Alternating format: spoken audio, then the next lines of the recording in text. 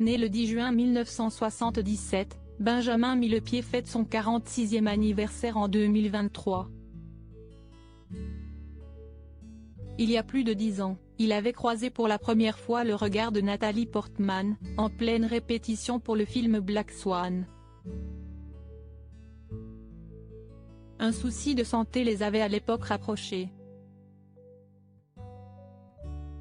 En 2009, Nathalie Portman rencontrait Benjamin Millepied sur le tournage du chef-d'œuvre Black Swan. Chorégraphe pour le long métrage, le Frenchie tombe sous le charme de l'actrice alors âgée de 29 ans. Engagé par le réalisateur Darren Aronofsky, il était à l'époque directeur de sa propre compagnie de danse et rattaché au New York City Ballet. De son côté, la comédienne née le 9 juin 1981 à Jérusalem a dû suivre un entraînement intensif pour interpréter la danseuse étoile du film. Pendant des mois, elle a donc suivi des cours avec une coach de danse, Georgina Parkinson. Hasard ou non, Nathalie Portman a connu de petits soucis de santé à cette période. Du coup, c'est Benjamin Millepied qui avait été embauché pour donner des cours à l'actrice. Très vite, la comédienne du film Léon et le Français démarrent une relation amoureuse et deviennent inséparables. La jolie brune, Nathalie Erslag de son vrai nom, tombe enceinte et accouche d'un petit garçon prénommé Aleph, d'après la première lettre de l'alphabet hébreu, né selon les sources le 14 ou le 15 juin 2011.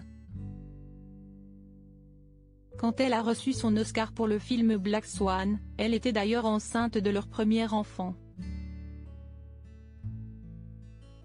L'année suivante en août, ils se marient. Leur fille, Amalia est née le 22 février 2017. Si toute la petite famille a vécu un long moment à Los Angeles, après un premier séjour en France quand il a été directeur de l'Opéra de Paris et un retour à la, ils ont récemment décidé de revenir à Paris.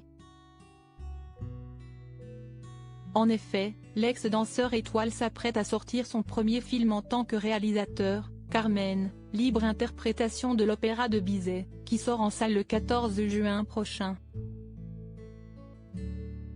Un projet familial comme il a confié à Paris Match.